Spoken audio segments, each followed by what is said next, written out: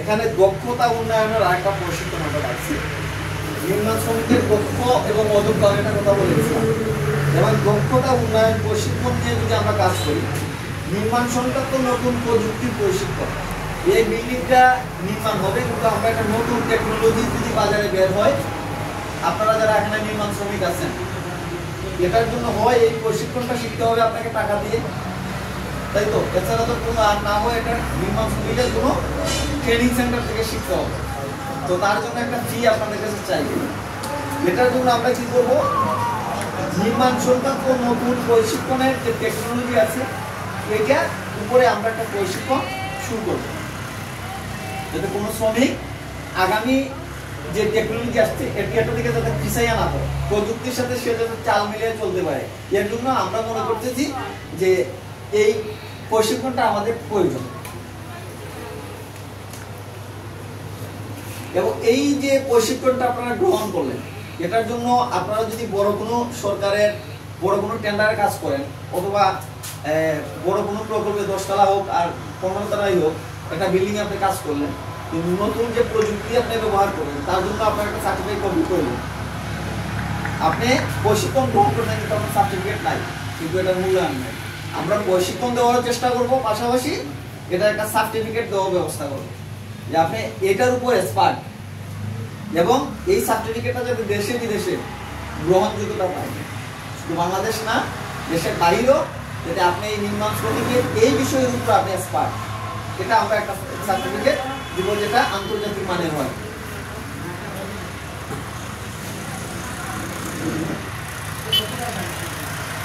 এবং আর্থিক সচেতনতা সঞ্চয় বিষয়ক আমরা একটা কর্মশালা নিব।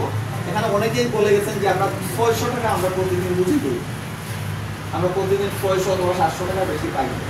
এই যে 600 এবং 700 টাকা আপনারা পান, এই টাকা আসলে কোন কোন খাতে এবং কিভাবে খরচ করা প্রয়োজন, এটার উপরে আমরা সরকারের এই বিষয়ে যিনি স্পেশালিস্ট আছেন অথবা বিভিন্ন ব্যাংকার স্পেশালিস্ট আছেন যে সঞ্চয় কিভাবে 1 টাকার মধ্যে 1 টাকা সঞ্চয় করা যায়, এটার উপরে আমরা ফ্রিতে একটা প্রশিক্ষণ দেওয়ার ব্যবস্থা আপনাদের করাই।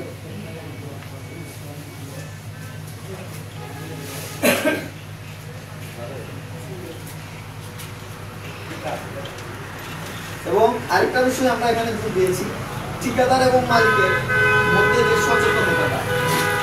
এখন দেখবেন যে আপনি এখানে একটা বিল্ডিং শুরু করতে মালিক, ঠিকাদারের দায়িত্ব নিচ্ছেন আপনি, পানি মারার দায়িত্ব বলতেছে যে ঠিকাদার, বলতেছে যে মালিক পক্ষ, আপনি পানি মারবেন, বিল্ডিং এ পানি মারবেন আপনি, এখানে যে রড বালি সিমেন্ট এগুলোর দায়িত্ব আপনার। আমার কাজ শুধুমাত্র আমি বিল্ডিং নির্মাণ করবো, এতটুকুই আমার কাজ, এর বাইরে আমার কোনো কাজ নেই।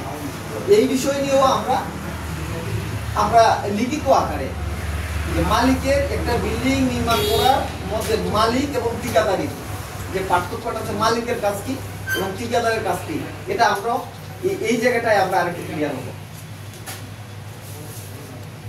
এখন মনে করেন যে মালিক, এই যে এটার মধ্যে কিন্তু দেখা গেল যে সেফটি অনেক দায়িত্ব আছে, অনেক বলে যে না আপনি ঠিকাদারি প্রতিষ্ঠান আপনি নেন দায়িত্ব, আবার মালিক অনেক ঠিকাদারি প্রতিষ্ঠান বলে যে না আপনি বিল্ডিং এর মালিক, দায়িত্ব আপনার। এই বিষয়টাতেও আমরা ক্লিয়ার হয়ে আসতে হবে, ঠিকাদারের দায়বদ্ধ কতটুকু এবং বিল্ডিং নির্মাণের মালিকের দায়বদ্ধ কতটুকু, এই জায়গা থেকে আমরা ক্লিয়ার ভাবে বেরিয়ে আসতে হবে।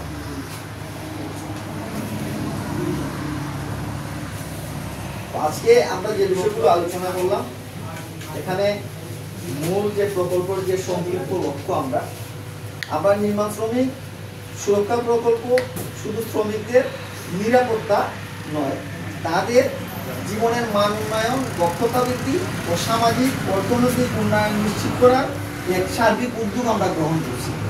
এটার জন্য আপনারা সবাই সহযোগিতা করতে হবে। এবং সুনামগঞ্জ জেলার একটা আমরা জেলা কমিটি চাচ্ছি, আমাদের কোন জায়গায় কি হচ্ছে এটার জন্য আপনারা আমাদের সহযোগিতা করবেন। এবং প্রত্যেক উপজেলায় আমাদের প্রকল্প বাস্তবায়ন কমিটি আর একটা আপনারা গঠন করবেন, যার মাধ্যমে আমরা সহজেই ওই জায়গায় পৌঁছাইতে পারি এবং আমরা তথ্যগুলো সংগ্রহ করতে পারি। এখানে আমরা প্রথম যে কাজটা করতে যাচ্ছি, শ্রমিক সুমারি নামে এই প্রকল্পের শ্রমিক সুমারি। এখন মনে করেন যে শ্রমিকের ডাটাবেজ আমরা তৈরি করব। শ্রমিকের ডাটাবেজ তৈরি করার জন্য আমরা প্রত্যেক জেলা উপজেলায় আমাদের একটা টিম গঠন করতে হবে এই কমিটির মাধ্যমে, যারা দায়িত্ব নেবে। প্রকল্পকে বাস্তবায়ন করতে হলে আমাদের কমিটি যথাযথভাবে এটাকে সহযোগিতা করতে হবে। যদি আমরা এটার মধ্যে সময় না দিই তাহলে আমাদের প্রকল্প বাস্তবায়ন করা যাবে না। এবং এই প্রকল্পের যে অর্থটা আসে আমি একটু ক্লিয়ার করে দিই। এখানে বলতে পারেন যে আসলে এখানে অনেক অর্থের ব্যাপার সেপার আসছে। এই প্রকল্পের যে অর্থটা এটা আপনার আমার আমাদের সবার অর্থেই এই প্রকল্প বাস্তবায়ন হবে। আমরা ডাচ বাংলা ব্যাংকের মোবাইল ব্যাংকিং রকেট, আপনারা তো নাম শুনছেন রকেটের, এখানে আমাদের ওয়েলকেয়ার ফান্ড, যেটা আমাদের কল্যাণ তহবিল আছে, এই কল্যাণ তহবিলের মাধ্যমে সবাই বাংলাদেশের নাগরিক হোক আর শ্রমিক প্রিয় মানুষই হোক, যারা এখানে দান করে এবং দান করবে তাদের অর্থেই এই প্রকল্প বাস্তবায়িত হচ্ছে। এবং সরকারও আমাদের এই প্রকল্পে সহযোগিতা করবে। কাজেই আমরা সরকারের কাছে চাইব, সুনামগঞ্জ জেলার যিনি সর্বোচ্চ কর্তা আছেন আমাদের জেলা প্রশাসক মহোদয়, আমরা আপনারা যে দাবিগুলো উপস্থাপন করছেন আমরা ওনাকে অবগত করব এবং ওনার কাছে আমরা আশ্বস্ত করব এই কল্যাণ তহবিলে আপনাদের যে সমস্যা আছে এই সমস্যা হয়তো কিছুটা হয়তো লাঘব হইতে পারে উনি যে তহবিল আমাদের দিবে। হ্যাঁ, আমরা ওনার কাছে চাইবো, যদি না চাই তাহলে দিবে কে? হ্যাঁ, আমরা তো জায়গায় দেখতে হবে। একজন যিনি আমাদের অভিভাবক আছেন সুনামগঞ্জ জেলার, যিনি জেলা প্রশাসক মহোদয়, আমরা আপনাদের সবার সমন্বয়ে ওনার কাছে আমরা চাইব যে আমাদের সুনামগঞ্জ জেলা এই সমস্যা, আমাদের এগুলো প্রয়োজন। কি বলেন ভাই?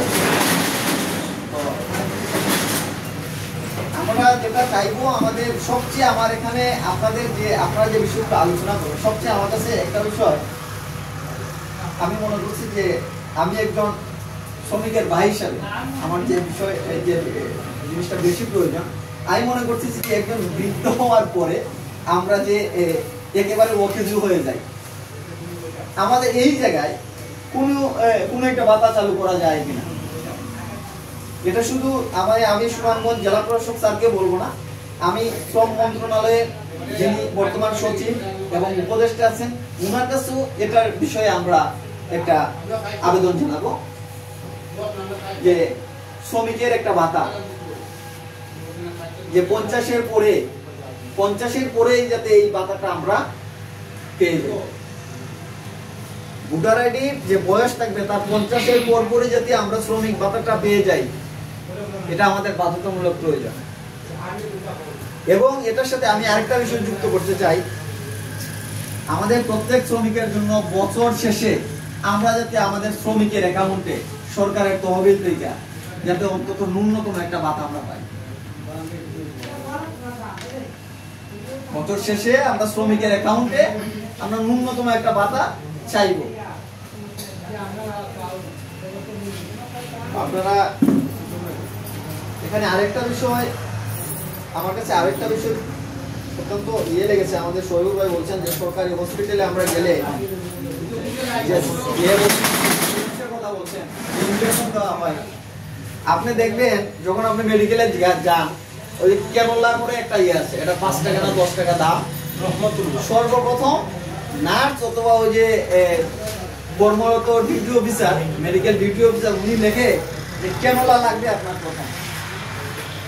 প্রথম প্রয়োজন হচ্ছে আপনার ক্যানোলা, এরপরে লিখে সিরিঞ্জ। আমরা যে মেডিসিন গুলো পাই এখানে আছে আমাদের, আপনি দেখবেন যে এখানে সবচেয়ে গুরুত্বপূর্ণ দেখবেন কিছু মেজর রোগ আছে আমাদের, দেখবেন যে পানিবাহিত রোগ, একটা কলেরা আছে, যে ডায়রিয়া বলে একটা রোগ আছে। এই ডায়রিয়া জনিত রোগী যদি মেডিকেলে যায়, এইটার প্রেসক্রিপশন পর্যন্ত বাইরে থেকে কিনতে হবে। আমার জানা মতে সরকার এই ডায়রিয়া বিষয়ে, পানিবাহিত রোগের বিষয়ে সরকারের কাছে যথেষ্ট পরিমাণ ওষুধ আছে, এটা বাইরে থেকে কিনতে হয় না, তারপরও এগুলো কিনতে হয়। তো আমরা এটার বিষয়ে আলোচনা করব। আর আমরা শীঘ্রই সুনামগঞ্জের যারা প্রাইভেট ক্লিনিক দিচ্ছেন আমরা তাদের সঙ্গে এই বিষয়টা নিয়ে আলোচনা করব যে আমাদের যে শ্রমিকরা আছে অনেকে সিজারিয়ান সমস্যায় ভুগি, এই বিষয়টা যাতে আমরা ওই জায়গা থেকে টেস্ট থেকে শুরু করে সিজারিয়ান যদি হয় সরকার কিন্তু করে ফ্রিতে। অনেকেই আছে জানি যে ভালো চিকিৎসার জন্য প্রাইভেট ক্লিনিকে, এটা করা যাবে না। সরকারের যেহেতু হসপিটাল আছে আমরা তাকে বলতে হবে যে এটা এই জায়গায় হবে এবং সরকারের যেহেতু মেডিকেল এবং এই জায়গায় সম্ভব।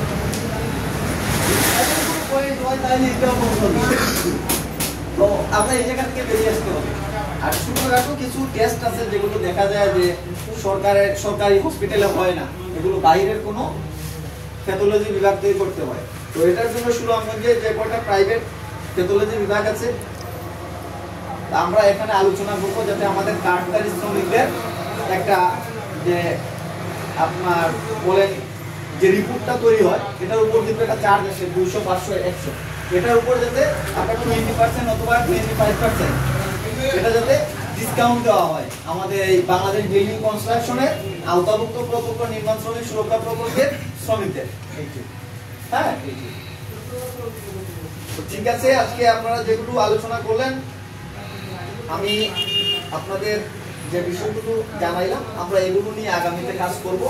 এর জন্য আপনারা আমাদের খুব সহযোগিতা করতে হবে। যদি সহযোগিতা না করা হয় তাহলে আমরা আমাদের লক্ষ্যে পৌঁছাতে পারবো না। সবাইকে ধন্যবাদ।